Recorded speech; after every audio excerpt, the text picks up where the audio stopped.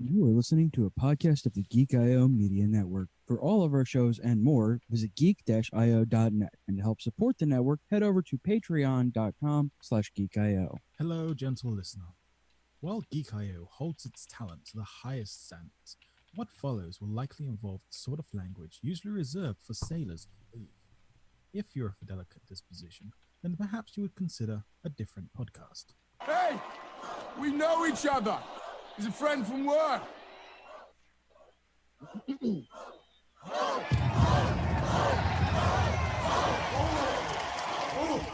Whoa! Where have you been? Everybody thought you were dead! There's so much has happened since I last saw you. I lost my hammer, like yesterday, so that's still pretty fresh. Loki's alive. Can you believe it? He's up there. Loki, look who it is! This is the Geek IO Rant and Review with your hosts, CJ, Rachel, Raul, Gary, Josh, Jared, and everyone's favorite Aussie, Dale Campbell. This week, are you ready to Ragnarok around the clock? Because we're ranting and reviewing Thor Ragnarok. All right, Jazz, no using puns from our other show on this one. Hi, everybody. This is the Geek IO Show, episode number 220, your podcast of Playground. And this is our rant and review of Thor Ragnarok, recorded Thursday, the 9th of November, 2017. Of course, I am CJ, hammer grabbing boat. I'm Raul. Was that a Willy Wonka reference, Garza? I'm Dale. It suddenly makes sense now why I was called Doug in America now, Campbell. I'm Carrie. Every villain is Lime Wilcox. And I'm Josh, God of Thunder. Oh, yes. Nice. Oh, man. And yes, it was a Willy Wonka reference. Yeah, oh, yeah. So. All right, so this is Ragnarok. It's Thor Ragnarok, Thor 3 Ragnarok. Suggested by tradition, because Geeky Movie comes out. It's no longer my fault. We do this on all of them. Right now, of course, the movie just came out last weekend. It could only be seen in theaters legally. Don't come to me about doing anything illegal. Don't care. Don't want to hear it. So it's imprisoned. The almighty Thor finds himself in a lethal gladiatorial, you heard me, contest against the Hulk, his former ally. Thor must fight for survival and race against time to prevent the all-powerful Hela from destroying his home and the Asgardian civilization. Yeah, that would be hella bad. Yeah. Released on the 3rd of November 2017. I'm super tired, you guys. Of course, we have Chris Hemsworth as the Thor, Tom Hiddleston as Loki, Tom, look what you made me do, Hiddleston as Loki. Kate Blanchett as Hela, Idris Elba as Heimdall, Jeff Goldblum as the Grandmaster, Mark Ruffalo as Bruce Banner / the Hulk. Well, Bruce Banner. Lou Ferrigno is technically the Hulk. No, technically not. His voice is still the Hulk. No, it's not. Yes, it is. And in his final appearance in the Thor movie, Zachary Levi as that dude who got killed in 2 seconds. Right? That was brutal. Yeah. Well, it's because he has to go work on Captain Marvel now because he's Captain Marvel. Can I say right at the beginning of the movie? Well, is that in production or is that in story? I don't know. Okay. What are you saying? We don't know what you're talking about right now. Okay, I'm talking about the play, the actors in the play. That's now. I don't know who played who in that. Okay. Beginning of the movie, spoiler warning, they reenact the ending of Thor Dark World. Yes. And it's an onstage play. They have Thor being played by Luke Hemsworth. Yeah, his brother. Odin being played by Sam Neill. Sif, played by Charlotte Nicado. Sure. And then Loki being played by Matt Damon. Oh. I did not realize that was Matt Damon. That was Matt Damon. Brilliant. It was amazing.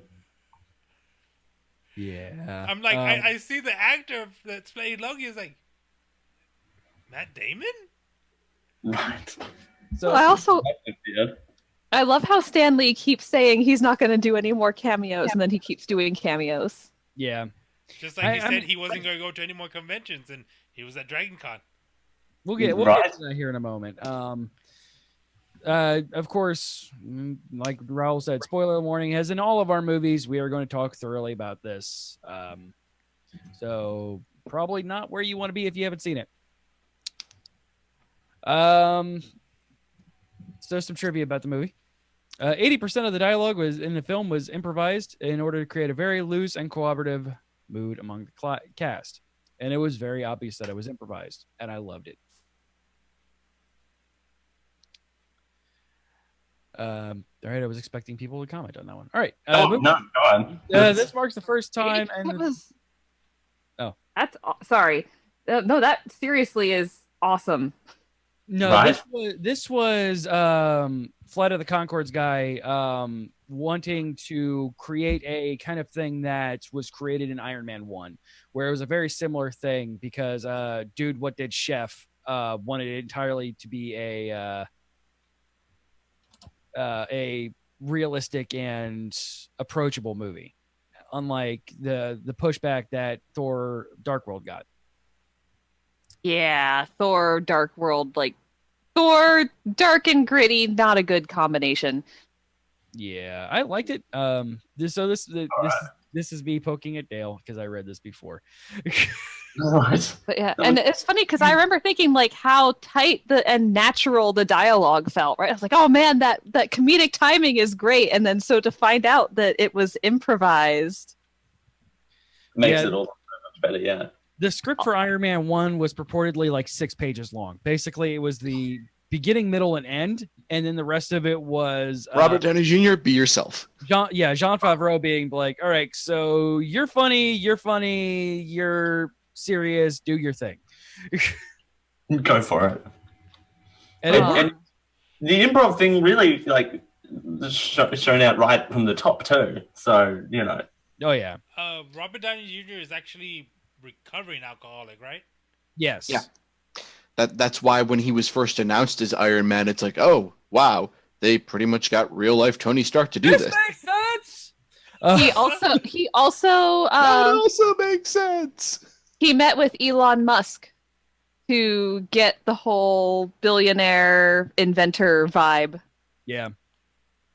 And it was always just tea that he was drinking. Whenever it looked like he was drinking bourbon, it was tea. Beer was typically apple juice, that kind of thing. Yeah. Yeah. I'm drinking beer. Now it's apple juice. Now it's OJ. Now it's beer. That's usually a standard movie prop, right? I mean, for alcohol, it's tea and apple juice, right? Yep. Yeah. A lot of it is, exactly that, because most actors, because I mean, you're doing shots over and over and over and over and over again with shots. Exactly. You can't have your actors getting shit-faced on film, unless that's the point of it. I mean, we are talking about an Australian Chris Hemsworth, so Thor doesn't get drunk. It was beer. Well, Thor does not get drunk. That's the thing. He drinks. He does not get drunk. Right. Because Asgardian livers. Physiology. Yeah. Physiology. Australianisms, right? Is that how that works? Yeah. We still have pre-show up on the screen, Raul. You have to click the thing off. Take a shot. Then it's RTFC. Hold on. Drink. Passion fruit iced tea that isn't beer. Look at that. Nope. So, That sounds delicious. That does kind of looks like beer, though. It is really good. So this is the first time in the Marvel Cinematic Universe Lou Ferrigno has not voiced the Hulk. because Hulk has to talk more, and having a deaf guy who trying to improv with other people, probably not the best idea. Oh, yeah, not the. I have met Mr. Ferrigno. He is an amazing guy. However, when your job is now improving with other people, having a person where you have to speak slowly and loudly to, probably not the best person to shoot things off of. Right. And it was very obvious that it was not Ferrigno in this one. Like Ruffalo doesn't have a great roar. This is like the most we've ever hear the Hulk actually talk. It's because he spent 2 years as the Hulk. Well, that's the thing is, again, slight production side thing. Ragnarok borrows heavily from the Amazing Planet Hulk graphic novel. Yes. Where, he develops as an individual more.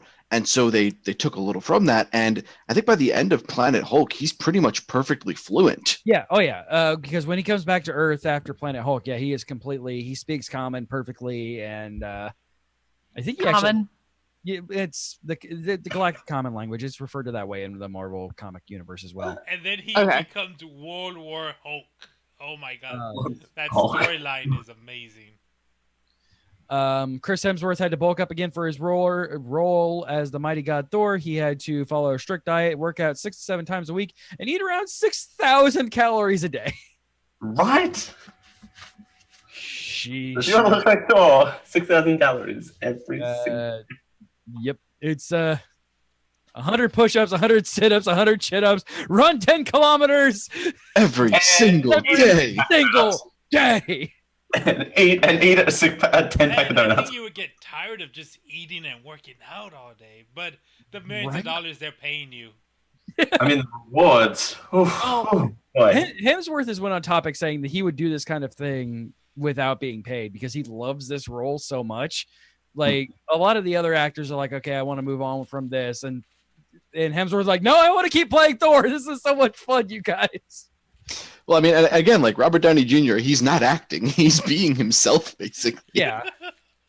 Oh, and when Chris Hemsworth acts, he looks like he's having fun. Yes. Oh, he's having a blast. He eats up every single bit of it. Like when he sees the Hulk for the first time, it's like, Loki, look who he is. And I loved Loki's reaction. Ah, that's what it feels. And the sheer terror on it, like. Can we just talk about Tom Hiddleston's range of expression in this movie? And then to find out that was all fucking off the cuff. It's like, it's the Hulk, the Incredible Hulk. I need to get I am instantly uncomfortable. I need to leave now. I want my pants. So this film released in 2017, the 55th anniversary of the debut of Thor in 1962, and The Incredible Hulk also in 1962, August and May, respectively, as well as the centennial of their co-creator Jack Kirby. May he rest in peace. Wow, these characters are old. Oh yeah, man. Well, Superman's almost 100, isn't he? Superman met his 75 last year, I think. That's right. So. Is Superman credited as the first superhero? No. He's definitely the oldest surviving superhero, but he's not the first. I mean, National Comics, who became DC, eventually had superheroes before Superman. Was he the first? I'm sorry, go on. Was he the first to be like as big as he got? Oh yeah, no, absolutely. Mainly because of how it was propaganda-sized at the time with everything and the America First movement that was going on at the time. Between him and Captain America, who was also in existence forever, he just took a bath in ice for a bit. Wasn't Captain America in the 40s? Yeah, Captain America was absolutely World War II propaganda. Punching Nazis. Yep, punching Nazis, killing. No, not going. No. Oh my God, Dale. Yeah. You are Speaking not. of Thor's age, I loved the nod with the hammer being disguised as the umbrella. Right? Oh, So That cool. was amazing. Well, when he summons it. that was a You- callback to the old Thor TV series. Yep. Where he would disguise himself as a doctor. Oh man, comic book wise, he was never disguised as a doctor until he proved himself worthy. He was actually the doctor. He was actually the doctor. Right? I don't. That's I don't think the Doctor would be worthy of Thor's hammer. Do you think? oh No. Doctor would be able to lift that handle no problem. I don't think so. I don't think so either. No, Doctor Who. I don't think it would be. The Doctor would not be able to carry. Would not be His able to pick up Mjolnir. companions probably. Some of them. maybe here's an Rory. interesting thought. What if it depends on the doctor? Yeah. I mean, post John Hurt, anything post John Hurt would not be able to pick up the hammer because they're still dealing with their shit. As proven when John Hurt came up on screen and Matt Smith was like, "Oh no." Doctor Who chat, guys. Right. Did you see, That's a huge chat. did you see the new Doctor's outfit today? No. Yeah. So Yes. cute. Good. She looks great. So cute. She looks amazing. I love it. She looks fun. Yes. All right. So Thor. who wants to do quotes? I'm too tired to do make sense right now. So Dibs on Korg. Which one called? Okay. I'll Oh, okay. I'll do Thor. Yeah, Dale can be Yeah, Dale- Thor. tell the story. How did you end up here? Well, I tried to start a revolution, but I didn't print enough pamphlets, so hardly anyone turned up except for my mom and her boyfriend, who I hate. As punishment, I was forced to be in here and become a gladiator. Bit of a promotional disaster, that one. But I'm actually organizing another revolution. I don't know if you'd be interested in something like that. Do you reckon you'd be interested in something like that? So good. So Well, good. allow me to introduce myself. My name is Korg. I'm kind of the leader in here. I'm made of rocks, as you can see, but don't let that intimidate you. I don't need to be afraid unless you're made of scissors. Just a little rock, paper, scissors joke for you. How does he know what rock paper scissors is? It's universal. He some earthling fell in through the portal So and what you're was in telling him is somebody once told him The world was gonna roll him. that he's not the sharpest tool in the shed. No, he's made of rocks. Exactly. I was told him shit because he's made of rocks. As you know, his humor's a bit blunt. Oh. And I love that the rocks just fall off Korg at any given moment. Just Dale, I'll be Hemdall. Heimdall. Heimdall. no. Scary to be How do I escape? You're on a planet surrounded by doorways. Go through one. Which one? The big one. Heyo. The devil's anus. The devil. To be fair, I did not know it was called that. To be fair, I didn't know it was called that. It's like, So funny thought on that one. So Loki comes up and goes, "I'm coming with you through the anus," and I and one other guy in the male in the theater go, "Yeah, you are." I think well, like 3 or 4 people so that did the this same was thing. like a light PG-13, wasn't it?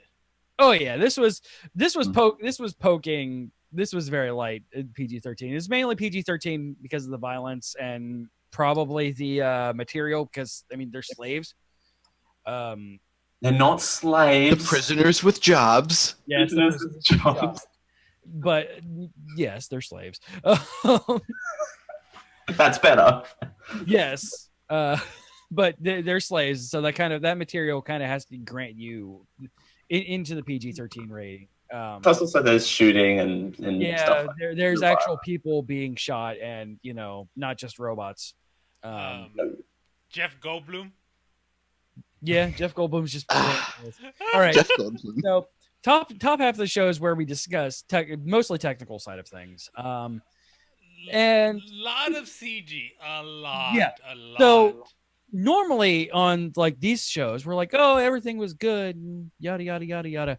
So, Oh god. all right. So yes, too much CG, and most of it was real bad. So it wasn't just me that noticed that. I mean, No, the Hulk looked like a plastic action figure more than half of the movie, and it was I'm an action figure. very. It was very, very distracting, and just like it really took me out of a lot of things watching the CG in this sometimes.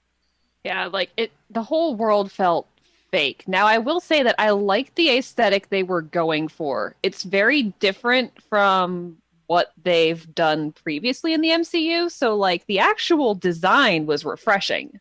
Yeah. The design was refreshing. I Just needed a little more polish. Yeah. Well, I think a little less. Little more actual set pieces. Yeah, because there was so much green screen in that it was. I can only imagine they shot on location, like only in New York when Doctor Strange showed up. By the way, spoiler: Doctor Strange shows up, and they reenact the end credit scene from Doctor Strange, which actually And it's hilarious. I like the fact that they nodded to continuity in that one. I was falling for 30 minutes. I am still falling.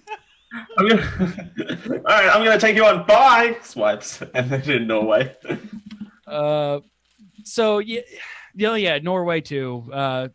That was shot on scene. So good though. That looked so beautiful. But when 90% of the movie is in this plastic playhouse of a world, it's off-putting.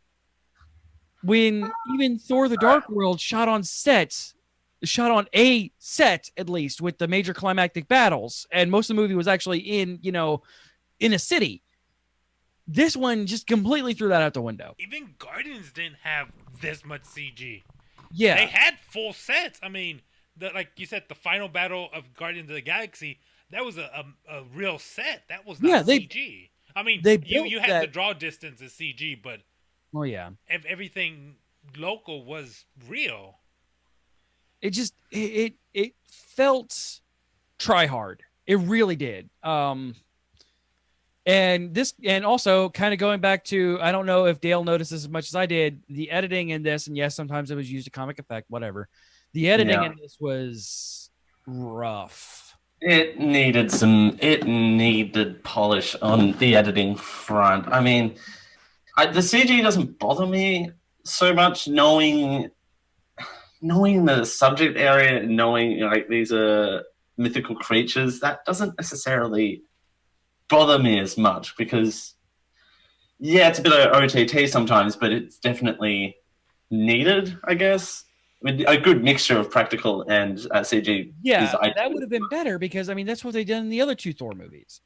Like, oh boy. Well, the first Thor movie, you didn't really have a ton of CG because... Yeah, you didn't get CG in the Thor movie until the Devastator fight. Yeah, because it was just him being normal. I mean, it could have been shot on a shoestring budget if it wasn't for Chris Hemsworth's paycheck. Yeah, Chris Hemsworth wasn't that much of a moneymaker at the time. Not at the time, no. Who was the big money in that movie? Freaking Sam Jackson was... No, I'm talking about in the first Thor movie. Yeah, Sam Jackson. Oh, yeah, that's right. He was in there, yeah. Natalie Portman. Natalie Portman was still doing stuff. She was a major thing. She was Jane Foster, right? Yeah. Oh, by the way, while we're still talking on production, hey CJ. Hey Dale. How did you like that Disney ride? I thought of you when that came up. I'm like, this is the best Disney ride I've ever ridden. Oh my god. That was world after all. It's a small world after all. Hey it's not guys, a dark world after all. We're owned by Disney.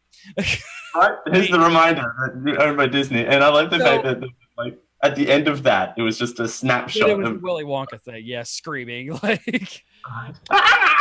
The danger must be growing. Funny bit of trivia. It's not Rory. None of the other actors knew about that scene, just Gene Wilder. Right? Yeah. Magically. Yeah, that's right. All that is actual fear. Yep. Directors in the 70s and 80s were real dicks. They were. Hell, Alien. No one knew that John Hurt's stomach was going to explode or his chest was going to pop open. Yep. It just. But I thought of you when that came up. I'm like, yay, Disney ride. Yep. So, I'm fairly sure since Avengers 2, there's been a Disney reference in every single movie. And that actually kind of bothers me. Not necessarily. Well, I can't count them out, but I'm fairly sure I've seen one in every movie since Avengers 2. What was Avengers 2?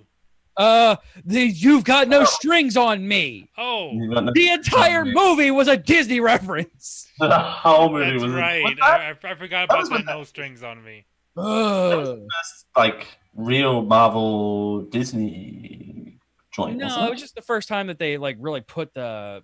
I think it was the first time Disney actually started putting money into it. Yeah, that's what I meant. Well, next thing you know, you're going to see the Disney logo come up.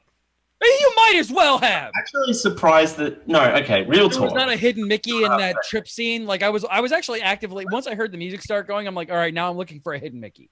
I was actually expecting like a shot of a Disney gift shop off to the side of the set. But anyway. With this, can we get a good remake of Willy Wonka? No, I think we're just gonna go with Johnny Depp's thing. Unfortunately. He doesn't interact with his father anymore. Well, he can't interact with his father anymore because he died. Rest in peace. But, as long as that doesn't happen and we don't try and flashback to Willy Wonka's past, I think it'd be all right. Who would you play Willy Wonka? Johnny Depp's fine. Johnny Depp's no. Johnny Depp pre-Lone Ranger is fine. I mean, yeah, he hasn't acted Lone Ranger since then, though. Like he's went back God for that. He's went back to his Edward Scissorhand, Jack Sparrow thing. Like, I mean, if we're talking ideal casting, I would love to see either David Tennant or Matt Smith. Oh, yeah, Josh. Well, David Tennant. Josh, right. We were on the same wavelength on that one. Like they could do the Wilder style Wonka real well. Yeah. Oh yeah. I actually would like Matt Smith in that role too, because like obviously David Tennant, he's got huge range, super whimsical, and can do the serious as well. But Matt Smith has the hyperactive puppy thing going on. Charlie. Yeah. Matt Smith as Willy Wonka. Yeah. Hear that, Hollywood? You're welcome. Hear that, Hollywood? Check two. Geek I Show 220. We're making you rich. We're making you rich. And for the kids, just wrap up all the kids actors from Stranger Things and It. Stop with the Stranger Things. Back to Thor. No, not everything has to be the kids from Stranger Things. Back to Thor. It's not just because I don't like Stranger Things. Because they're everywhere right now. Apparently I am the anti-internet on that one too, but whatever. So yeah.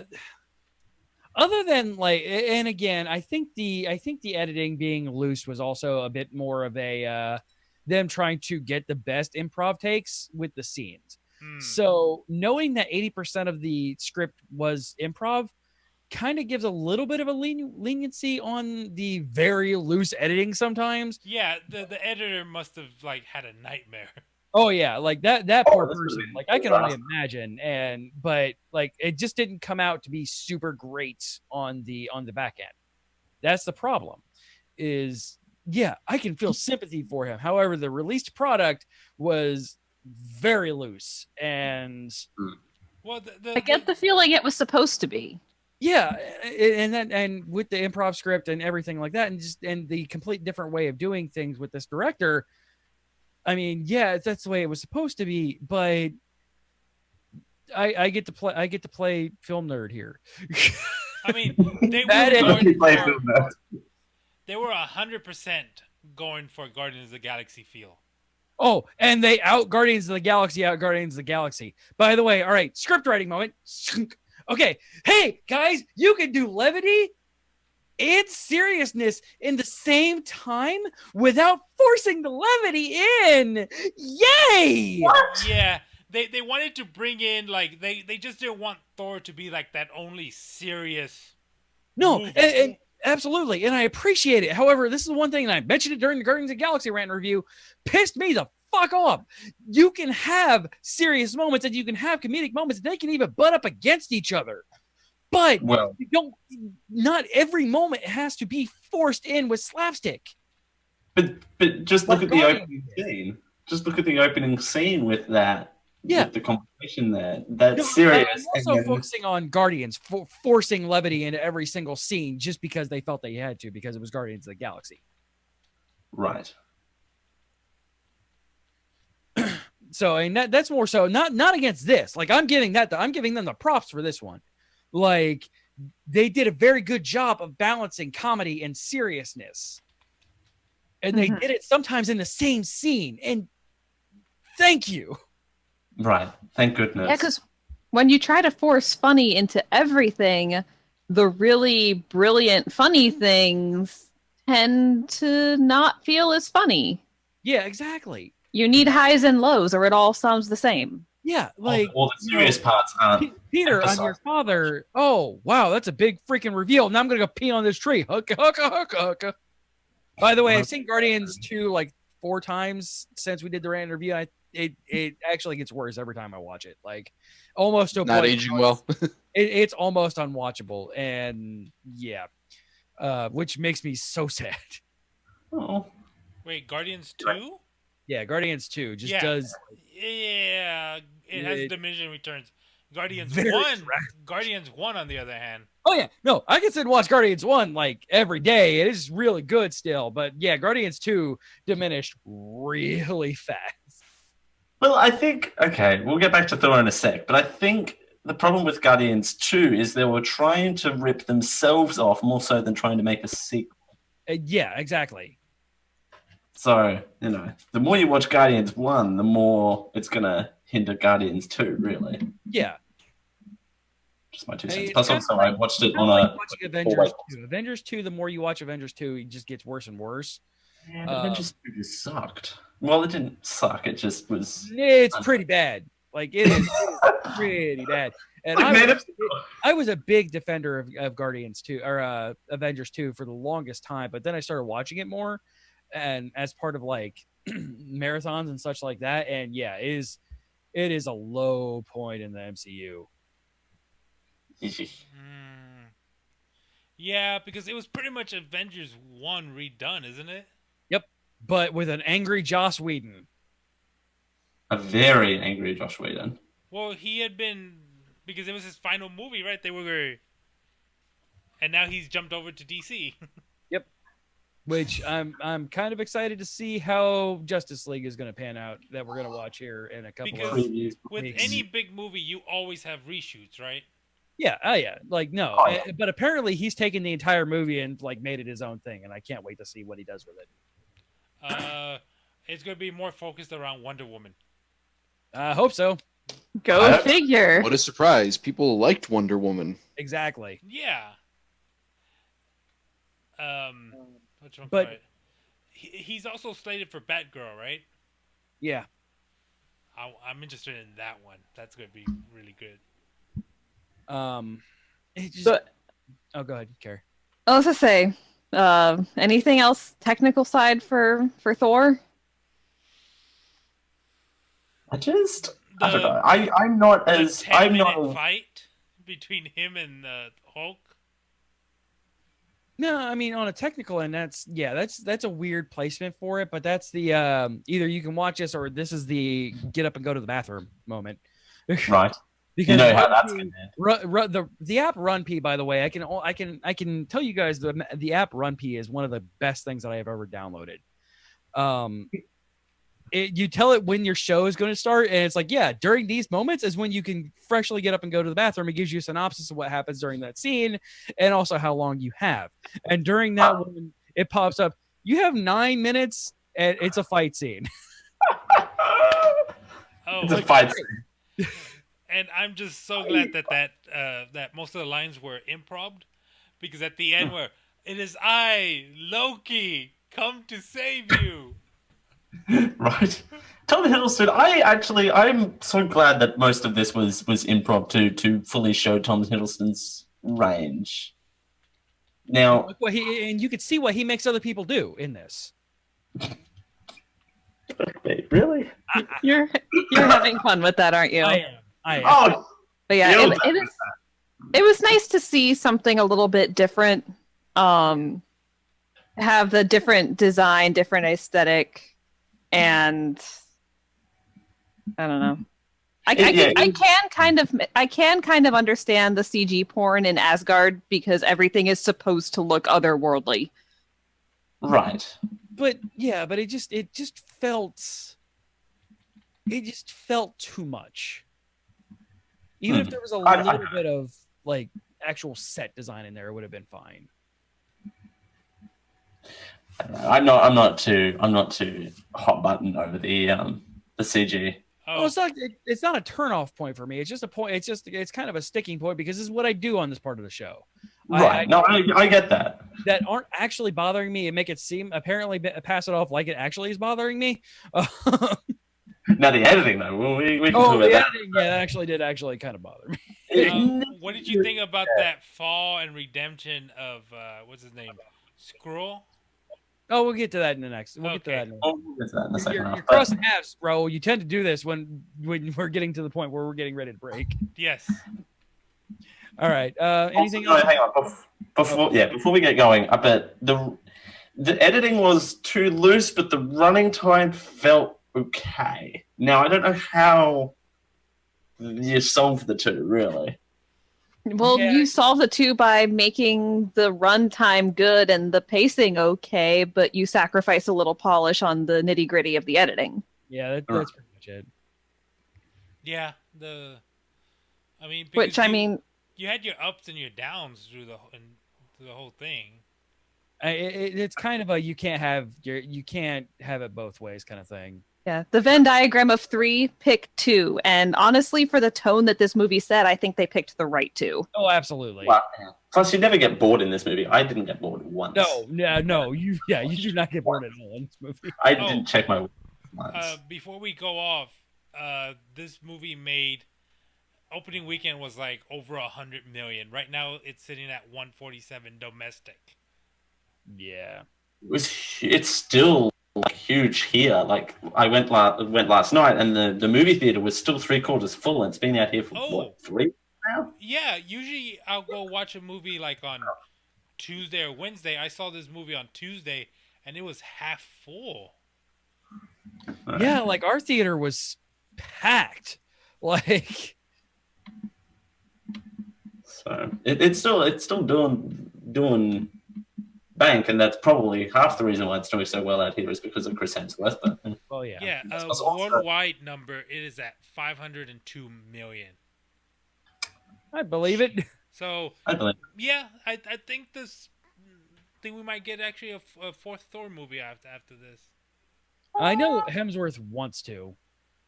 I mean, how would it work? If they don't make one officially, he's gonna ask Tom Hiddleston over to his house, and they're just gonna film something in their backyard with their phones. Oh, yeah. I would so love that. So, okay, all right. So in the comic books, there is a point where Asgard gets destroyed, and the heart of Asgard is teleported to Midgard, which is Earth, and it's over Oklahoma City, Oklahoma, the same city that you saw in the first Thor. Where he got stranded for many, many years, being Dr. Eric something or other. But there is a point where Asgard is rebuilt over Oklahoma. It's a real weird thing to see, but I think if they give that plot to this director, I really want to see that. Well, I think they go Norway than Oklahoma because they were leaning towards Norway. No, they were leaning towards Norway because of Odin. That's where Odin dies. That is the entire thing. That is where the Odin force releases itself and goes into his children. And that is the reason why both Hela and Thor were stronger, and that is because the Odin force was released from Odin and was spreading to his children. And Sir Anthony Hopkins, still greatest actor in this movie. Still kicking it. He's real good. Yeah, this movie really kind of drove the nail in of how much I didn't like him in Transformers. Yeah. Like, huge waste of his talent. Oh, yeah. Yeah. But I think that's it for production-wise. Yep. I got nothing else. I got nothing. It is shiny, for better or for worse. It is shiny. Yeah. It is. Those end credits, though. Yeah. Those end credits were awesome. Not better their end credits. So I'll give it that. Yeah. Nothing's quite as shiny as the Hoff, though. Yeah, true. And by the way, that's how you tastefully use Technicolor. Right? Technicolor. We're still a thing. I don't know. Of course it's a thing. Tasteful use of Technicolor.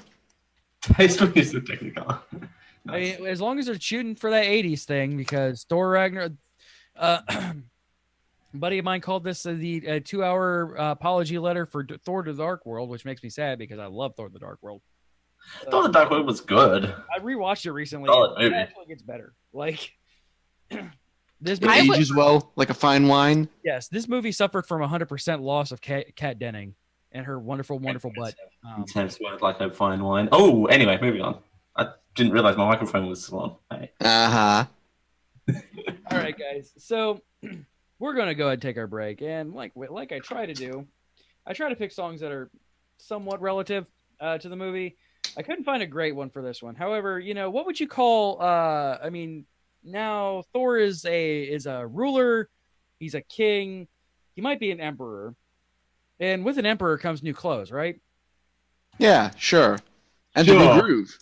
And a new groove. And a new groove, both of which he has. So our friend Jonathan Young did a cover of the Panic at the Disco song, Emperor's New Clothes, and I freaking love it. And I'm going to play it today because I like it. And more people need to hear it. Really, it's relative-ish to the movie. All right, you guys. like it, and it's your show.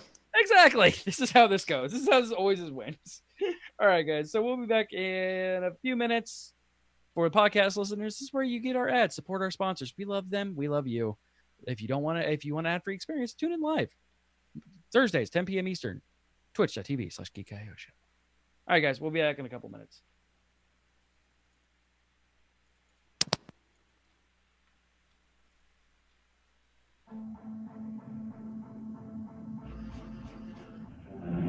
Fighters, keepers, losers, reapers.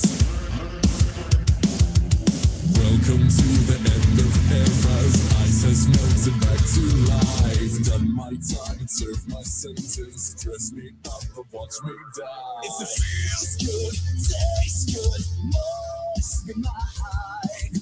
Dynasty decapitated. Just might take your ghost tonight.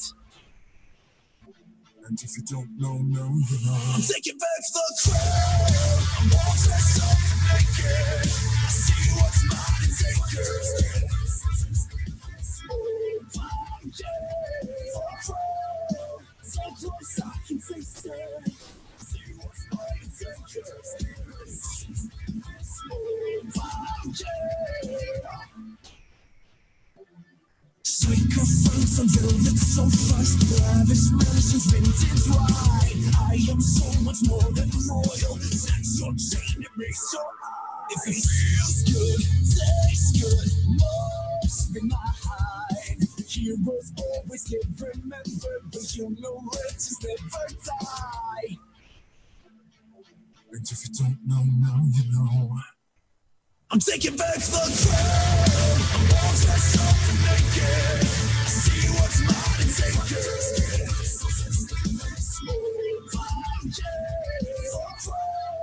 So close I can taste it. See what's mine and take it.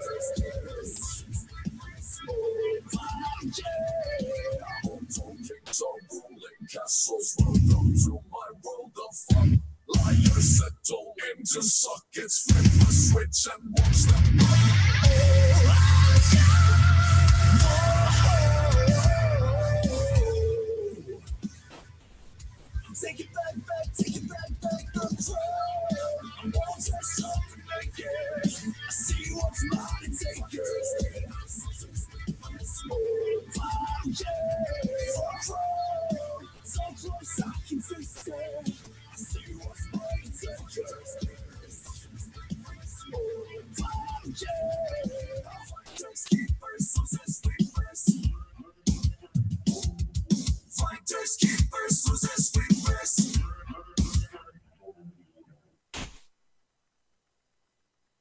All right, I should turn my mic back on. All right, that was Jonathan Young's cover of Panic at the Disco's Emperor's New Clothes. You have to yell it because they have exclamation points are there for a reason. Exactly. Right. And it's on caps. Exactly. All right.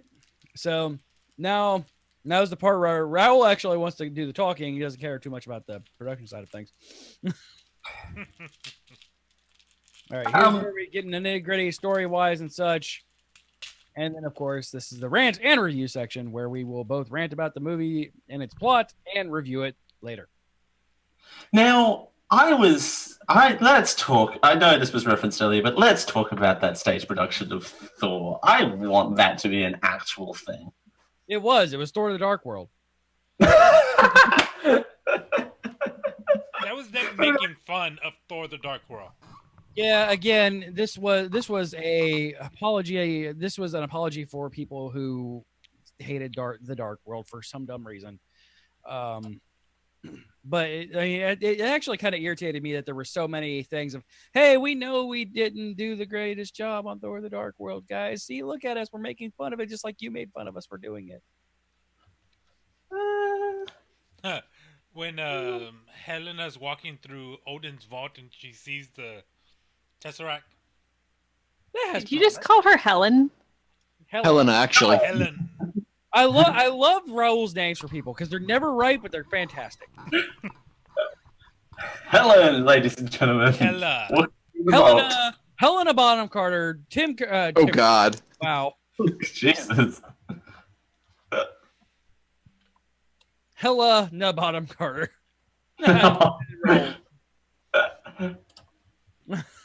Yes. But that and the improvness of the script kind of plays into that a little. Like that whole stage play was all improv, right? I'm guessing, yeah. Either that or that's the thing that was the most scripted in the entire movie. And they were only allowed to learn their lines like 3 minutes before they went on camera.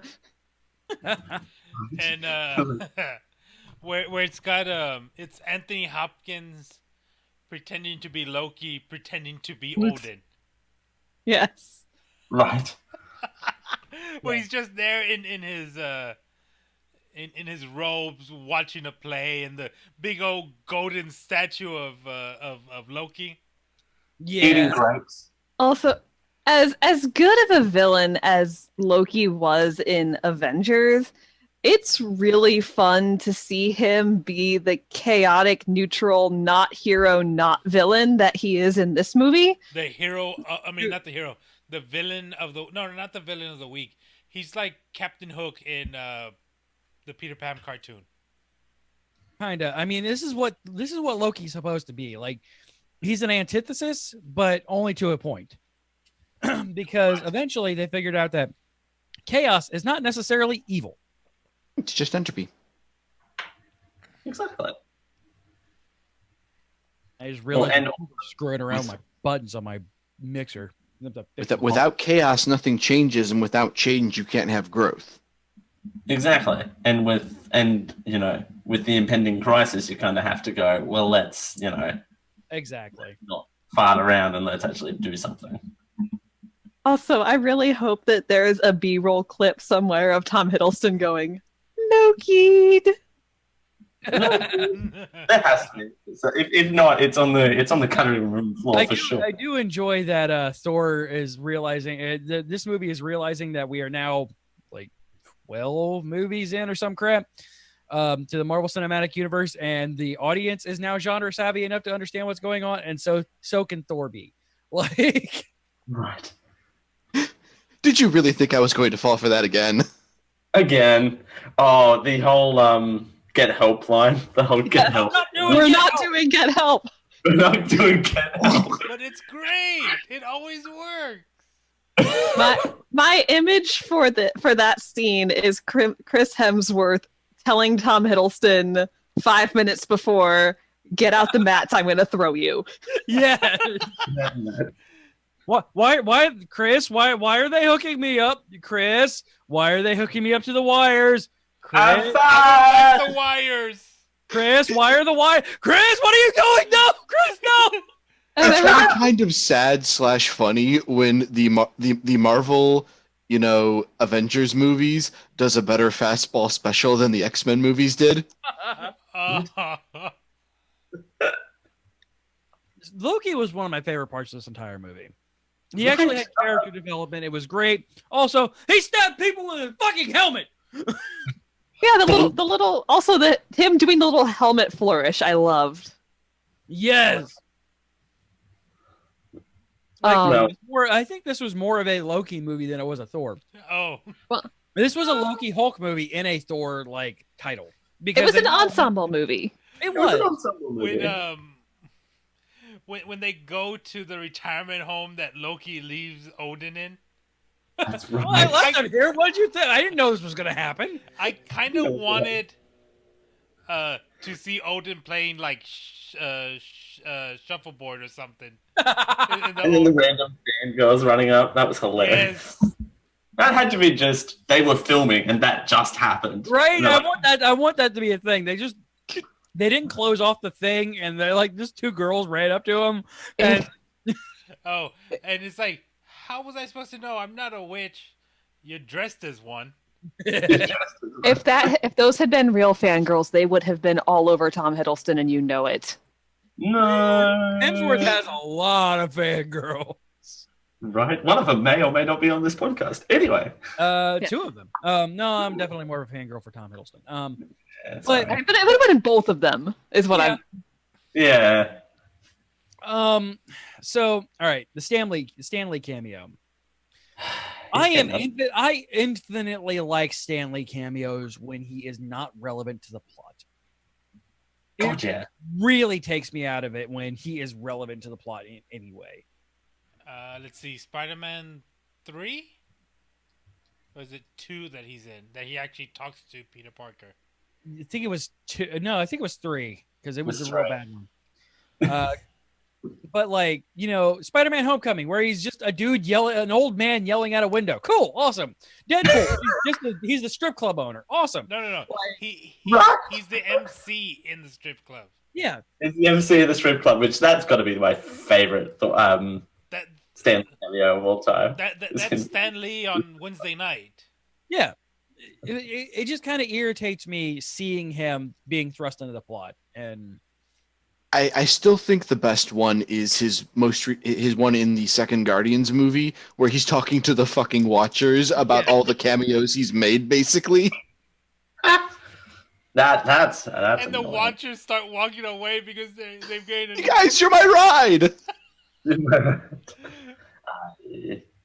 Also, I think that one of the reasons this movie works so well is because Chris Hemsworth and Tom Hiddleston have had so many movies to get this level of chemistry. Oh yeah, this works for all elements, and that kind of pulls out why Cate Blanchett and Judge Dredd are not real great in with the other characters because they've not had this chance to build with the other characters. But they're okay. They kind of fit in. They're okay. No. Yeah. They're fine. They're fine, but they are not as fluid as the rest of the cast is. Yeah. I will say, even though he's in there very briefly, I really loved Doctor Strange's subtle show of force against Thor. Yes. Because all of those times he gets just apparated and slammed into something. Yeah. So obviously intentional and so very nonverbal. I'm not taking any of your shit. Yeah, you're not my guy. And get off. The only thing Doctor Strange's got to do is make sure that mug is never empty and he's defeated Thor. Right? And this. What do you do, Drink? And this shows such a great way to tie the MCU a little bit together during the individual / smaller ensemble movies. Yep. Doctor Strange shows up. He does his thing. It makes sense for him to freak the fuck out that Thor's bringing Loki around. And then he plays his part and the action focuses back on the Odinbros. Yeah, he's never seen it I do enjoy where he can never get the timing on when his hammer's supposed to show up. Yeah. when he... Sorry. I'm sorry. And like Doctor Strange is like, what? Oh. He knows what's going on. He's getting more and more irritated by the second that it's going on in his sanctum. And then in the very beginning where he's fighting also, hold on. The devil.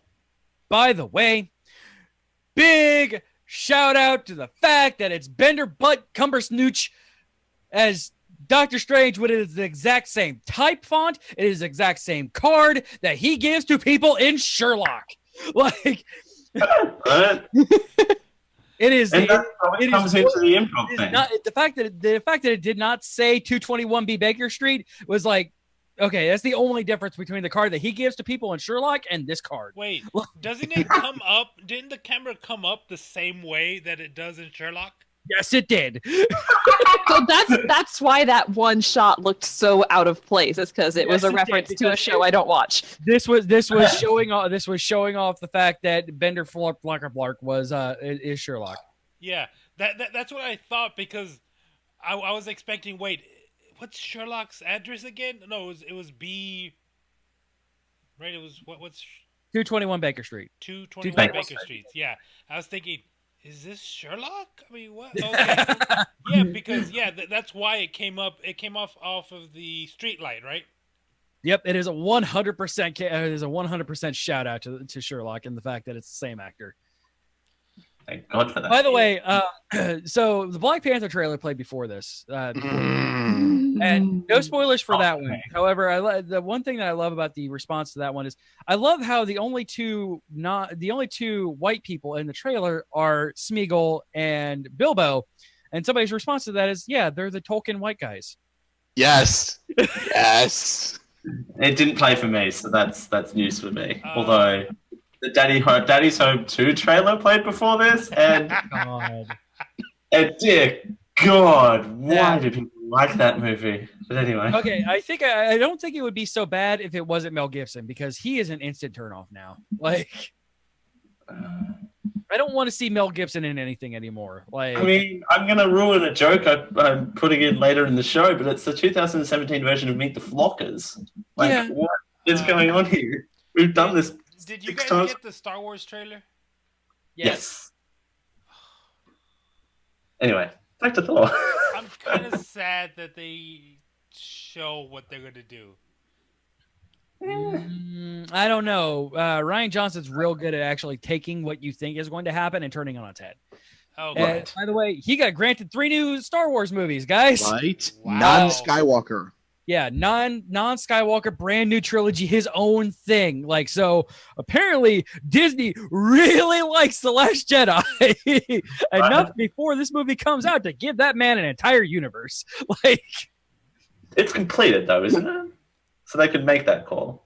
Yeah, no, it comes out in 3 weeks, Dale. True. So yes, it's completed. They are not currently doing active editing to this movie that has premiered already. Oh yeah. The premiere is a week before the actual movie comes out, right? I think they might have already done a red carpet screening for it. I don't think so. I don't know. Disney's Hollywood branch is real big on doing that, like a month before the movie comes out. Right. So Star Wars almost guaranteed $1 billion again. Oh yeah, no, this is a massive movie. But like I said, Rian Johnson's really good at making you think, especially from the trailers, making you think what's happening and like not having it happen. Some of it's already been spoiled though. Like I'm not gonna talk about it here. No. Hey, Thor is a movie. Thor is actually a pretty good MT4. Yeah. MT4. The 2 weapons names. Des and Troy. Des and Troy. I'm like, Des and Troy. I found these in Texas. Texas. I loved it. And like, this is my collection. It's just a bunch of crap that he's stolen from Earth. Yes. Like a shake weight. Yes, the shake weight. Oh my God. And I can only imagine like he just went around to like random prop tables that he happened to find around the studios. Like, I want to play with this. I don't want to play with this. And Carl Carl Urban's known for doing that. Like he did a similar thing when he was doing Star Trek. Apparently he found a prop just lying around and he just kept making focus of it, and apparently just completely blew up an entire scene in the latest one, Discovery. I haven't seen it. Discovery. In Vikings, there's a whole meme about baby goats because the actor who played Ragnar was ad-libbing that his character needed to cuddle something, and there happens to be a goat there. That's great. But anyway, Thor. Yeah, Carl Urban, I'm sure it was just like Stanley or even went, I want to shake weight. Like I also want to shake weight. You know, more than one people grab that shake weight just to try it, right? Oh yeah. Oh no, that was a whole bit on the set. Probably it was just. Oh yeah, like I'm guessing none of the other ones ever seen it or touched it, and like I want to see the behind the scenes footage of Thor walking around with it and Loki walking around with it, and Sir Anthony Hopkins walking around with it. Like I want to see the rejected improv takes, all of them. That better be on the DVD. That better be like an hour and a half that special. That should have been like the ending credits, like the B-roll that they ran for those. Like how Pixar used to do? Yes. Right? We're not talking a 90s movie where we just have like this little window in the bottom corner where there's I'd be okay with that. Story 2, the last one that did that? Maybe, I don't remember. I don't know. I've only ever seen it on 90s movies and Stanley bad English movies. Well, so they used to do it on Jackie Chan movies. Yeah. Yep. I think that's what you were meaning. Oh, someone's not going to be in Rush Hour 3.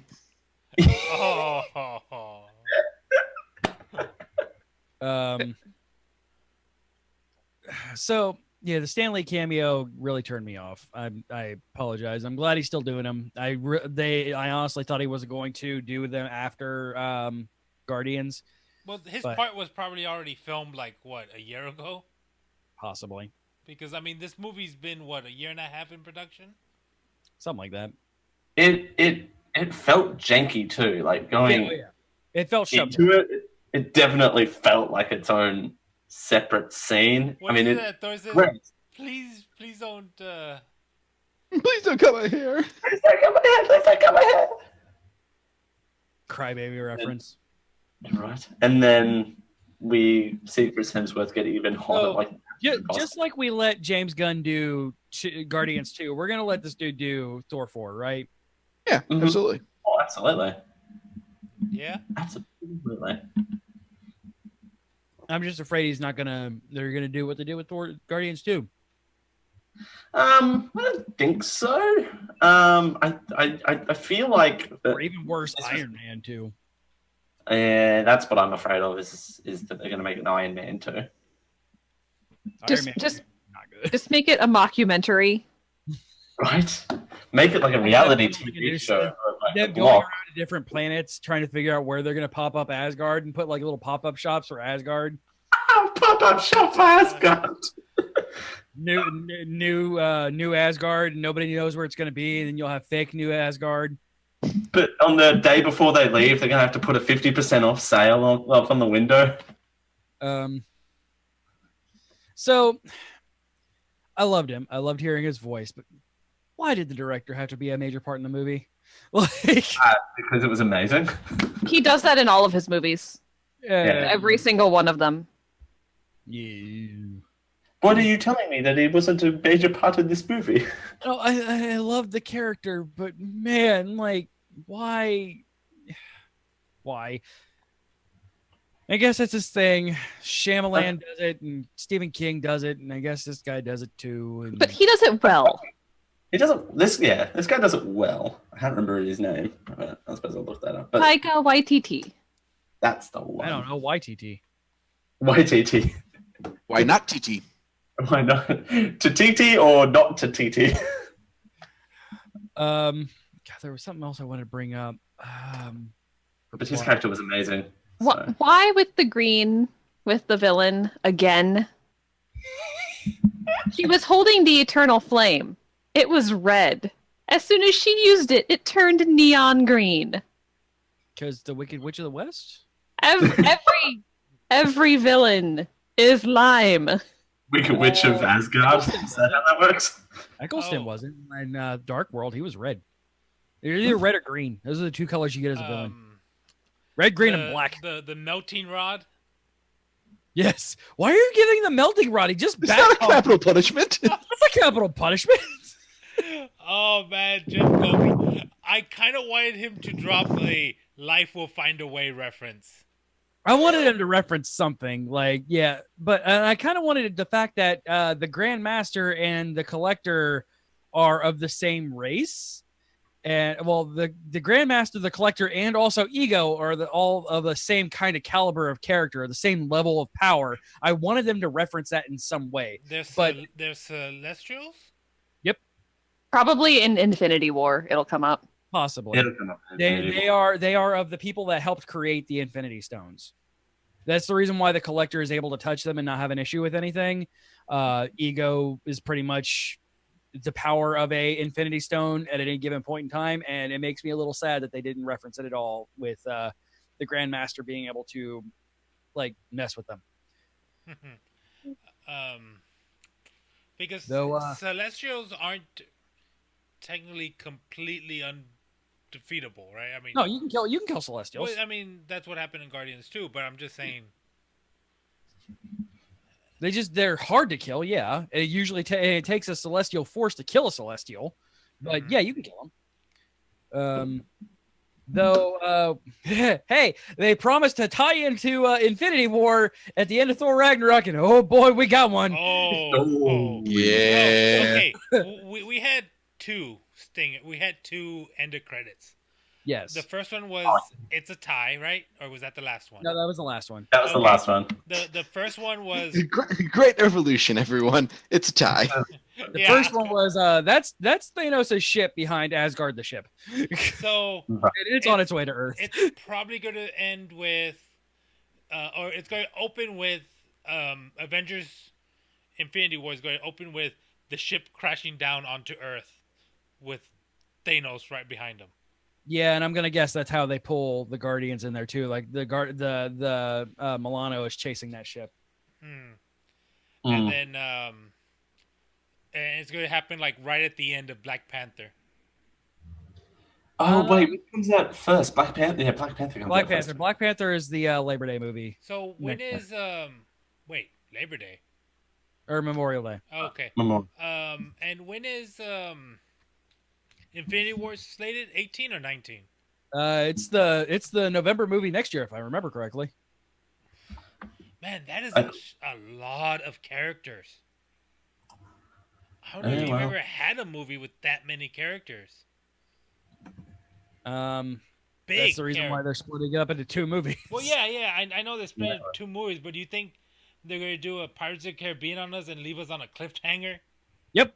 That is entirely what they're going to do. Absolutely. Yeah. They're going to do the part 1, part 2 thing like they do in every single movie ever. Well, they no longer said they're going to do part 1, part 2. It's going to be two separate movies. So it is going to be, they said that they're going to have it's basically going to be two Infinity stories. It's going to be Infinity War and Infinity Gauntlet, right? Yeah, you're basically going to have the fight in the first movie and the fallout of the second movie, which is going to be the kickoff of the Phase 4 movies.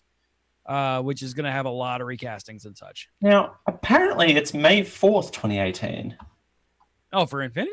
Oh, Infinity. Huh. So Infinity War is what? Black Panther? I'm going to have to back that up. I don't believe that. Is that coming out in March then? Black Panther? I mean, Black Panther is February, isn't it? Because it's part of the Black Panther's February. Yeah, it's one of my last movies. One of the last movies. It's February. So they're bucking the trend next year. Oh no! So what else are we getting next year besides Black Panther and Infinity War? Is that it? That is a very good question that I wish I knew the answer to away. I'm pulling it up right now, but Wikipedia keeps reformatting and changing the damn way that my screen is formatted. Hold on. Oh, well, this is not MCU, but we get Deadpool next year, right? I think so. Did you see that the rumors are flying around that Marvel is trying to buy Fox Entertainment? Oh yes, please, can we get a good Fantastic Four movie? Not Marvel, Disney. Yeah, Disney is. Yeah, Ant-Man and the Wasp, July 6th, 2018. So we're getting 3 movies early next year. We're getting February 16th for Black Panther, May 4th for Avengers, and Ant-Man and the Wasp, July 6th. Wait, Captain Marvel same weekend. Captain Marvel is 2019, March 2019, and the next so the second half of the year is pretty much open with no Marvel movies. Yeah. Yeah. There you go. It's gonna be weird. It's gonna be real weird. It's also gonna kind of put a point in our movie or our summer movie draft, like 2 Marvel movies in one movie draft. The Han Solo movie is going to be next December. Yeah, I'm sure that's going to do gangbuster. You could tell my faith in that one after Rogue One. Yeah, but like this one is in between this is going to be young Han Solo, right? Like teenage Han Solo? Yeah. Maybe young adult. Teenage might be a little hard to do. All right. It's difficult to say. Yeah. Should we? I didn't realize there was. Yeah, I didn't realize that. Or are we gonna go ahead and Tito this up? Yeah. I don't know. The story it was good. I enjoyed it, and the improvness really helped this movie. I don't think we would be praising this movie as much as we are. No. It was very tight, like normal. Well, with this was a fun movie. This was a very, very fun movie. Very fun movie. All right. So moving on to Tito's. I think so. We're really hoping they give proper love to Planet Hulk after this. Yeah, well, Universal still owns the movie rights to Hulk, so, it's not okay. Disney buy Universal. It's once you're done absorbing Fox. Yep. Oh, is that why they can't have him in a separate? Yep. Universal will not allow him to be in a standalone movie because they've done such a great job of it. Yep. Right. Wait, how did they do Incredible Hulk then? It was Universal. That was a Universal. And they just like. Okay, yeah, okay. There was 2 Universal movies. Yeah, there was no tie-in to the MCU in that one. Basically, the MCU was created with Iron Man, but they pulled Hulk into it once they procured the rights to be able to use him in the Avengers. Yeah. Well, I mean, World War Hulk isn't just him. I mean, it centers around him, but he beats everyone. Yeah, I don't think they're going to do that one, though, to be honest. Unfortunately, we're never going to get a good Hulk movie. That makes me sad, though. The second one was okay. No, it was not. The first one wasn't. The first one was fun. The second one was a piece of hot, rotting garbage. Hey, random review. I am doing both of those things, just not a Thor. By the way, if you want me to not watch a movie, freaking put Ed Norton in it. And Jesus, like that's a way for me to get off of a movie. Yeah. All right, so I'm gonna train on my inner Rachel. All right, here we go. So Rachel watched it with me, and she got me the Tito that she wanted. All right, so. So Thor took off his shirt and was walking around for like 10 minutes without it. So that adds an additional quarter to half a dozen Titos. I mean, Tom Hiddleston's just hot. So there's that. Idris Elba in there. So I'm going to give him every spoken line that he's gotten. I'm going to increase my Tito rating for that one. I mean, I guess the movie was also just kind of fun and stuff. But whatever. Mostly just hot people. So I'm gonna give it a 9.5, and it'll be the top half because of Thor's glorious abs. Did I do a good Rachel?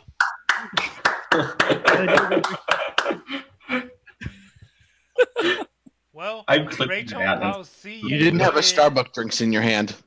Yeah, right. So it's only going to be Rachel and the kids and her sister when they come over here, aren't they? Oh, you have a Starbucks mug in your hand. Yeah. I don't have a Starbucks cup in my hand, so I can't.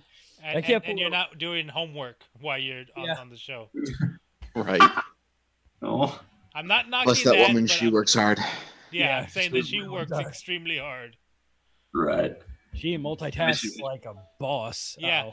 Uh-oh. Oh, no. Oh, she heard your impression. No, Run! it wasn't that. All right, it wasn't that. It was just her asking me to do something. That.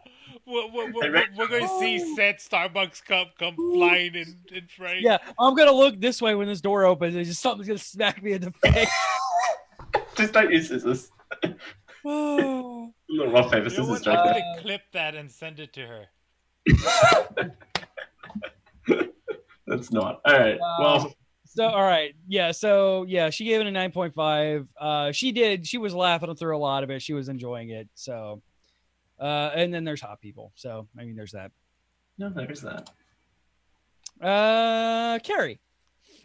I enjoyed this movie. I know that I recognize that it is not perfect. No movie really is, but it was fun. I almost didn't go see Ragnarok before reviews came out of it because you're gonna hate me, CJ, because of Dark World. I had fun when I watched Dark World, but I don't hate it, but I didn't love it as much as I've loved other movies. So it kind of made me lose interest in other Thor movies until the reviews started coming out. Be like, oh yeah, this is fun. This is quirky. This is a breath of fresh air. And so, yeah, and it was all of those things. The improviness, the goofiness, the ensemble cast is really strong. I'm going to give it a 9. All right. Raul. All right. So, like Harry was saying, it is a fun movie. It did overuse a lot of CG. Like, I would have liked them to do actual more practical effects. I mean, like the whole stadium. I mean, if they would have had like more than 1% of the stadium be real, it would have been much. Yeah. I mean, Hulk is always, he has to be full CG. I mean, the fight was good. I mean, it was a good, interesting fight. I mean, it's Thor versus Hulk. I mean, probably one of the few people who can actually go toe to toe with Hulk. Yep. Ups and downs. Thor not falling for Loki's trick again. Because he's always falling for the same trick. Yes. But then he's throwing things at Loki's head all the time. Yeah. in the beginning, he's just mad. It's just like, did you really think I would come down here? And then when he's chained up, ow! Ow! Surprise! I can only imagine that was actually Chris Hemsworth just grabbing the closest thing closer to him and just throwing it. Just throwing it. What does he throw? What does he throw? Like a bowl, right? It's like a cup. Oh. He throws a cup. He throws a random statuette at some point, like a knick-knack type thing. I bet you even when they weren't filming, he was always doing that too. Every time he just saw Tom Hiddleston in the hallway, he just threw something at his head. Oh man, but like, was anyone else really wanting to see them hug? Yeah, right. Particularly right at the end. God, yeah. Well, I mean, that's the thing. If you were here, I would hug you. I am here, brother. They don't hug. And then it pans out, and it's like, let me see the bro hug. Yeah. The ongoing like inside joke that like Loki and Thor or Thor and Banner had with who's this guy with the Valkyrie? It's like, you want to know who I was? Here I am on him landing the greatest show. The greatest landing ever. He's gonna do a superhero landing splat. The giant dire wolf's kind of like, what? You? I'm just gonna and done. Yeah, I'm going to step over this and keep going. So yeah, I did have laughs, really good. Anthony Hopkins, great in it as always. Kind of rival. I mean, it does rival his like when he's casting Thor out in the first movie. Yep. Which is like probably my favorite scene. But yeah, just there, like a father saying goodbye to his sons. Just real strong. I'm gonna give this movie a 9. All right. It gets points off for too much CG and too much green screen, but it's a good story and good action. Also, Loki's face when Odin said sons, plural. Yes. Right. Josh, you're up. I'm the worst person on this particular subtype of the Geek IO show because I go to the movies to be entertained. You know, I never go looking to pick it apart or to see and find and catalog the flaws. My enjoyment of the movie uses the scale that my dad taught me when going to the movies was our guys' night out, when mom was having her Tupperware parties or shit like that. It was our thing. And it was always the metric of how often do you look at your watch? How much are you regretting getting up to go to the bathroom because you had the large soda? You know, that is the metric by which I judge a movie. And pretty much, I don't think a single Marvel movie has made me check my phone to see what time it is, or because I don't wear a watch. I'm not a watch person. But I've never checked the time to see, is this movie over yet? You know, how long has this been? I always enjoy. And it's like, okay, I really got to use the bathroom, but I really don't want to miss any of this. And Ragnarok was fun. The end of the world was so enjoyable. Right? End of the world as we know it. That'd have been great to have. That would have been so throw a little They Might Be Giants in there. Right. They Might Be Giants. No, End of the World is Isn't that REM? REM. That's REM. I always get that mixed up. It's one of those songs where it's. That's where they did a version of it. They might have done a version of it. Regardless, the point still stands. That song would have been fantastic. If it had been a Guardians of the Galaxy movie, they probably would have done that. Oh yeah. Right. They would have had somebody peeing on the planet as they were doing it. Because... Yeah. Right outside the ship. But yeah, it's like I said, I go to these movies to be entertained, and Ragnarok did not disappoint. There were the humor was spot on. I love Korg. I don't care that it's self-insertion from the director because I love rock monsters. I love golem archetypes. I love the big guy with the soft heart. I loved the accent. Everything about him was just, I wanted to hug his, rocky body. I loved that they included Mick from the Planet Hulk books, even though they didn't give him nearly enough development that he should have gotten. He was just kind of there for comic relief. Oh, which Mick's dead. I've just been carrying him around. Oh, Mick's alive. Wait, he said he What's landed your on Mick, right? Yeah. And I've just been carrying him around out of grief. But I want a movie with just him and Mick. But yeah, it's just, and all the little touches, like when she's going through when Hela's going through the treasures of Asgard, and there's like the fake Infinity Gauntlets in there, fake. Pfft. The Tesseract. Oh no, that's interesting. That's interesting. That's a lot smaller than what I was looking for. That definitely got picked up by Loki, right?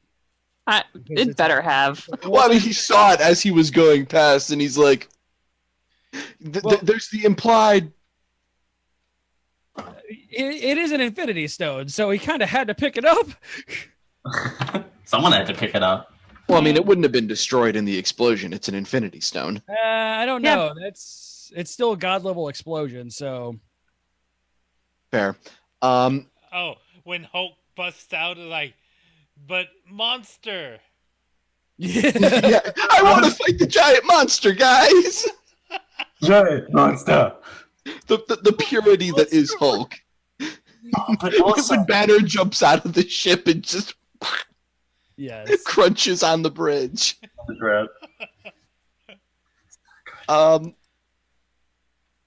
they really need to stop putting Kate Blanchett in green because now she just looks like Rita Repulsa.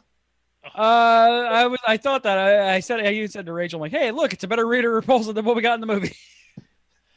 It's like, okay, I guess, I mean, I'm not mad about the bodysuit, but the green, can we maybe get away from every villainous lime? I was mad about the wedge heels. Stop putting your female action heroes in fucking heels. God damn it. But then, yeah, I had that thought. It's sexy. Right? It's sexy. Sex sells, guys. Good female empowering women in that type of role, though. So we're starting. It was a good evil woman. Like, yeah. Oh yeah, she totally was. That's just one of my pet peeves. Like, at least they've gone to wedges over high heels, so it's marginally improved. Yeah. But it's just that's just a pet peeve. Like, otherwise, like, she was a great villain. And the shoes that don't even matter, so I don't understand why they put any shoes on her at all. I suppose they have just have her run around barefoot. I suppose it's boots or something. I'm gonna be comfortable if I'm killing everybody. Right? I could just imagine her taking off the wedge and just throwing it off like the side or something. That's one of her summoned blades, is just her heel. Like, right? Well, get some Bayonetta action going on there. Right? Plenty of women that heel have spike acrobatics. But That's yeah, I mean, I've used their shoes as weapons before. Just saying. Sorry, Gary. Gosh. Next Marvel movie, please. I want more. So yeah, it's a 9 from me. It's not perfect because I mean it was lacking things like giant robots, more rock monsters, more giant bug monsters, that kind of thing. But it's like I said, I go to be entertained, and I was entertained, and so that makes it a passing movie in my book. Yeah, I don't nitpick about editing because I never really noticed it. I'm watching the flashy explosions and the the zingers. I go for the laughs that aren't pee or poop jokes because I'm an adult. Or Daddy Home 2 preview right before the movie. And it's just like half the reason Dark World wasn't as good was because it tried to be more like a DC movie, dark and gritty. And that doesn't work. Is it usually the other way around with Marvel? Yeah, Marvel movies are positive for the most part. Even when they're grim, they're still colorful and hopeful.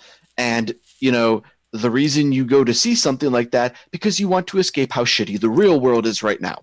If you want gritty and dark, watch the Netflix universe of Marvel movies. Yeah, pretty much. Or just watch DC, because that's all they do. Just watch DC, except for Catwoman. Fuck yeah, no one watch that. That's not except for one. Nobody cares. Nobody cares. Wonder Woman is. But yeah, Right. so 9 Tito's. All right. I do. Dale. Good morning. This movie was great.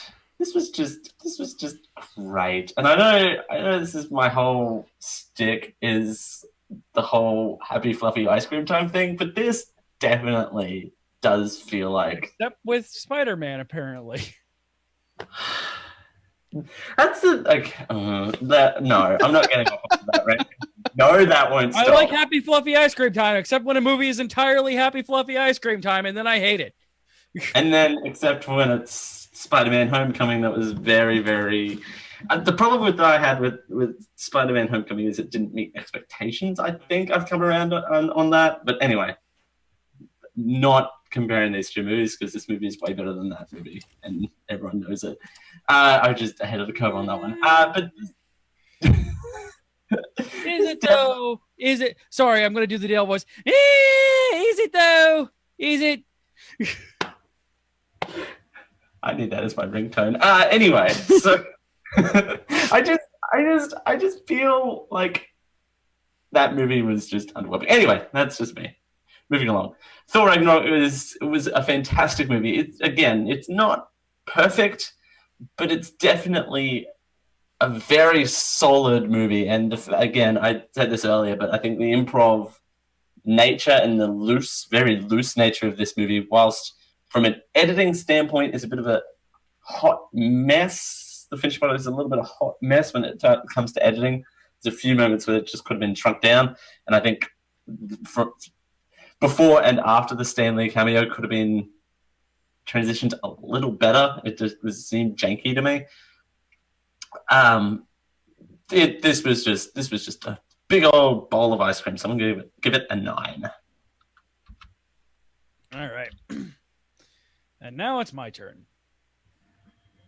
So I watch movies for enjoyment as well. However, I've been conditioned at this point through too many years of film school and critiquing movies for pay and stuff like that to really be able to fully turn my mind off of those kind of things. So it's not necessarily that I go looking for them. I just can't not see them.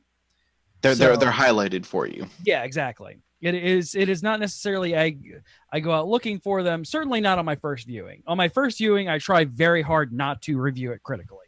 However, they just slip into purview because I'm just so conditioned to seeing them. Right.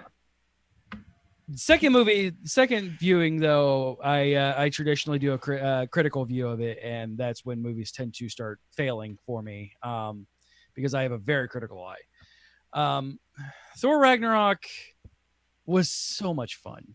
It was over the top. It was everything that I really and truly needed when seeing it. It was just good. It was just good in most every single way. It had its flaws, but those flaws were not killer to this movie. I don't know if I enjoyed it more than Spider-Man Homecoming. I know I've enjoyed it more than most other Marvel movies that I've seen recently. Because once the honeymoon period was over with Guardians 2, Jesus, that movie is slightly above pile of poop. Which I'm surprised they didn't do a poop joke in there. Just saying. I mean, they probably did somewhere. I've watched the movie like 6 times. They did not do a poop joke. Did they do a poop joke in this one? I remember seeing a poop joke in one of them. So I'm going to give this movie an 8.5. So to be the poo-poo on this one, I guess, by really raving about the movie and how much I enjoyed it. But what was glaringly bad about it was actually pretty bad to me.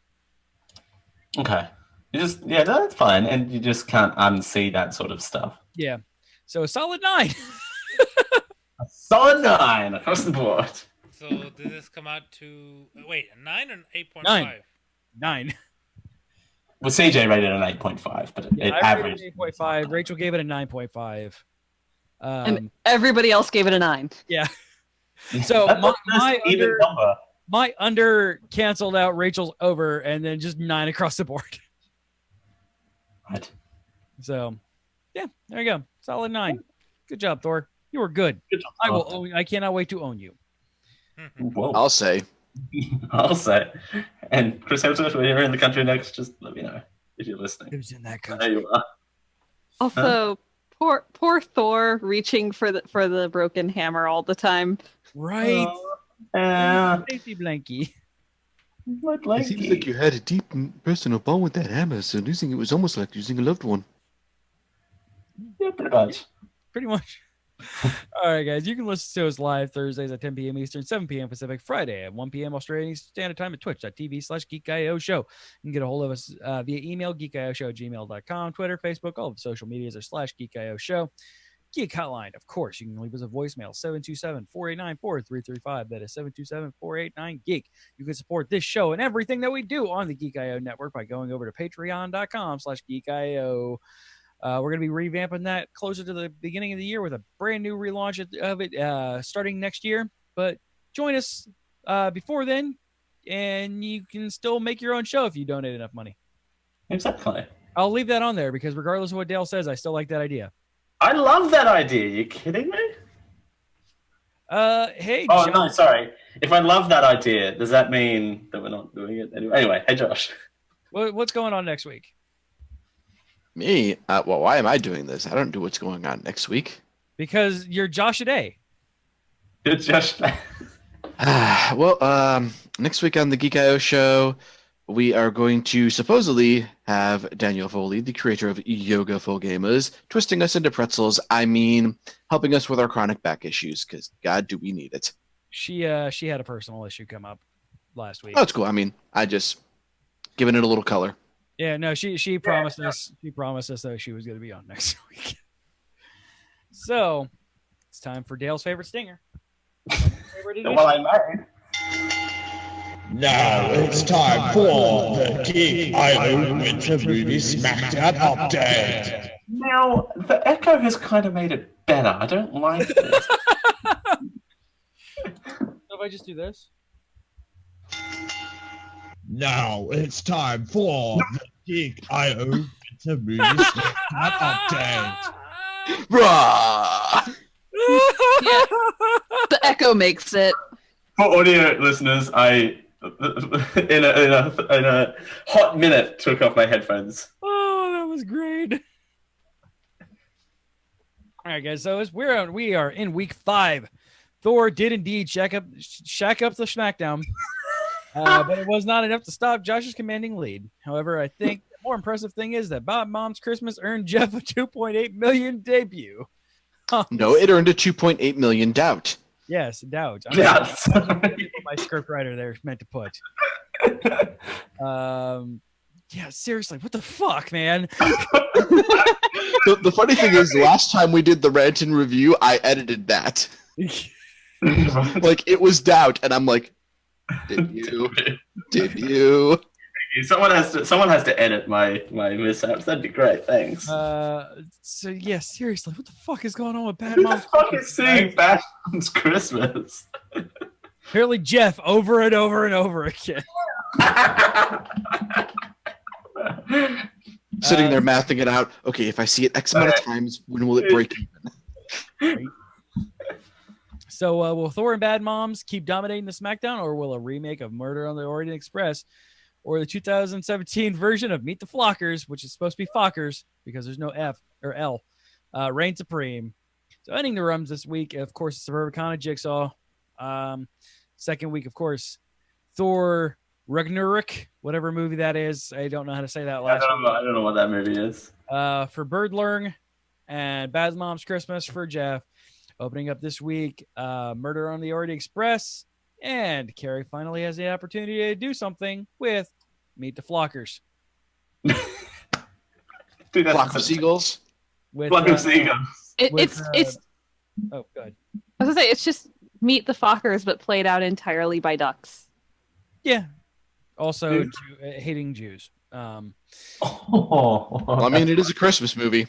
Yeah, I mean, I guess there's no better place to put Mel Gibson than in Christmas movies. Christmas in bold, italicized, underlined air quotes. So, Nazis. So current rankings are, of course, Josh remaining in his first place with $11 million on the nose. 5th week at first place. Bud Long jumping ahead with a mighty roar. And lightning strikes, putting him in second place with $6.1 million. Down, boy. Down. Raul in third place with $3 million. Jeff jumping up into 4th place with somehow $2.8 million. I don't understand. He paid $9 for it. That's probably what it is. Yeah. Again, I've stated when we're doing the SmackDown auctions, anything under $10 is usually a good buy unless it's Gem and the Holograms. I am still in 5th place with $1.5 million, and Carrie's movie is coming out next week. Exactly. Jeff is going to go to 3rd off Bad Mum's Christmas. This is disaster town. Sick to my stomach just thinking of it. Right. And of course, you can go to geek-io.net/SmackDown for those updates that we try to do every day at least. Yeah. Hey, CJ. That's a word there. Try. Yeah. Hey, CJ. Hey, Raul.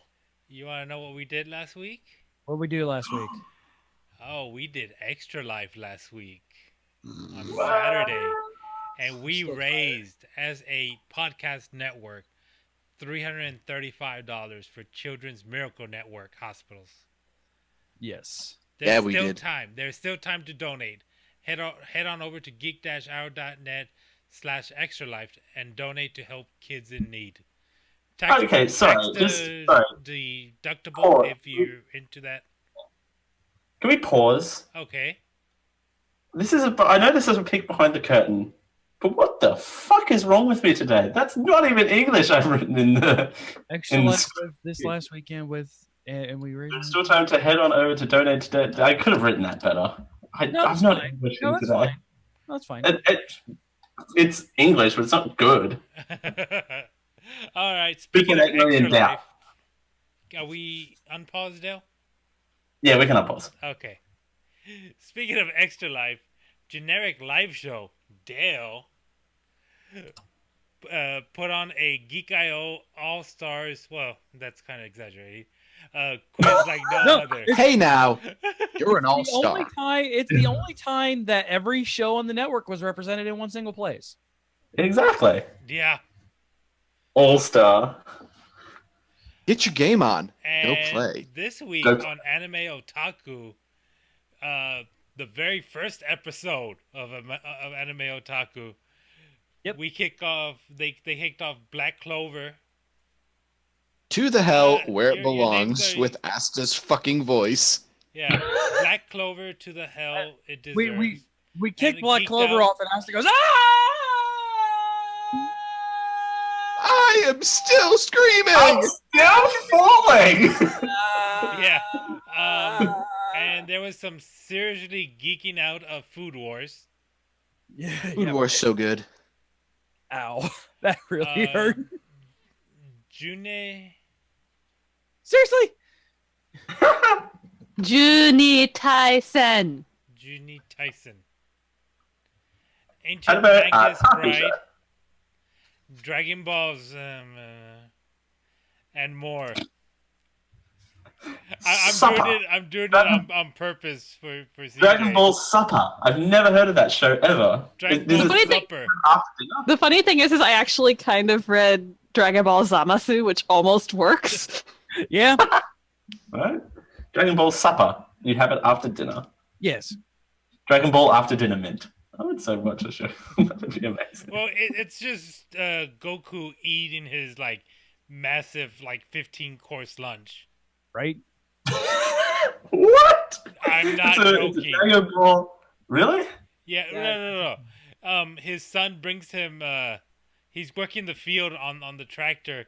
His son brings him lunch, and it's like a 15-course box lunch. That is indeed a thing. That is canon. They eat like dragons. I bet you they would eat the dragon if they could. I can't eat that. It's not vegan. Hey. Imagine Goku if he was vegan. Right? That would be There'd amazing. be no vegetables on that planet. Poor Namek. Poor Namek. Well, all right. So no, Goku's just enough of an idiot to be like, "Oh, meat is vegan, right?" Meat is vegan, right? Gelato's not vegan. It's milk and eggs. Not anymore. I make the rules. Whatchamacallit? Don't they come from a planet? What was their home planet called? Planet Vegeta, where everyone is named after a vegetable. No. Before that, right? It wasn't Planet called Plant. Was it Planet Plant? I think it's Plant. With the turnips. Wasn't it Plant? Then they the English dub, didn't they call it Plant? Maybe. Yeah. I would be fairly sure of it. Yeah, I need to be caught up with the latest episode of Super, and I need to latest episode of Food Wars, because I finished watching. You talked about Recovery of an MMO Junkie. Yes. Mm-hmm. Yes. I saw good. the rest of the episodes because I think I only got up to episode 2, and then I finished the other 2. Oh my god! Talk about a show that just this was my life 10 years ago. And yeah, she's your age. Yeah, now. Hey, you guys are talking about anime, and I can get $5 off my first Uber Eats It's delivery. I'm totes paying attention. So, hey, Carrie, we had show titles. We have show titles. Tried to keep it under control this time. We have Pajama Movie Party. No, rant reviews are always hit and miss for me for finding good ones. Yeah, no, they're a bit special. Vegan War Meeting. Pumpkin at Midnight. It happened. Would You Rather a Fran Drescher? How Not to Marry CJ in 6 Words.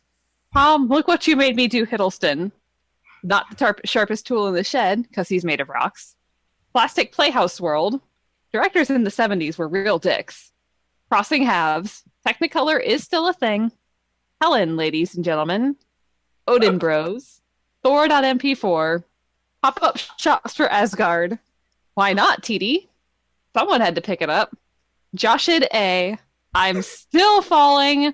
And Dragon Ball After Dinner Mint. I kind of like Tom, Look What You Made Me Do, Hiddleston, if not for the SEO content. I want a Dragon Ball After Dinner Mint that looks like the Eternal Dragon. Like Right? It's a little tiny figure, but made out of chocolate. Little figurine. I kind of like that. Yeah, actually, I kind of like that one too. I kind of like that. If nothing else for the joke that makes me cringe. God damn it! Yay! Tom, Look What You Made Me Do, Hiddleston is the title for the show, you guys. All right, guys. We will see you right here. Sorry, hang on. We've got another suggestion from the chat on show title courtesy of MBeam. It's Thor.2017.divx.brrip.mkv.mp4. And when you open that, it's actually a 10-hour loop of Quack.mp4 renamed. Actually, when you open it, site cannot be reached. Well, it's because he put .mp4 in there. Now that MBeam is a mod and it's one thing, like he just accidentally a link in the chats. No, it's not a link. It's not a link for me. Nah. I think. Were you saying that cannot be reached? No, it's a link. It can't be reached. But it because of the way he put it in there, it's now a link. And once again, MBeam abusing his power. His power has become absolute. Absolute power has corrupted us absolutely. I kind of like Thor.2017. That's a Mr. Robot title, dude. That's not what we're talking about. Oh yeah. Speaking of, tune in Monday for Small Screen Spoiler Show where we discuss the goings on of Mr. Robot. And I think next Wednesday is going to be a special Liquid Handicap. Oh, yeah. Of what? The current plan that I have is Twitch chat auto makes it a link. Sure, MBeam. Yeah. So I'm gonna pull the Liquid Handicap name to make it seriousness. Rachel really wants to play Marvel vs. Capcom Infinite. We both loved the previous ones, and we haven't got the chance to play this one. So I think I'm gonna red box it, and bring it here so we can test if we can play it. But winner drinks, loser doesn't.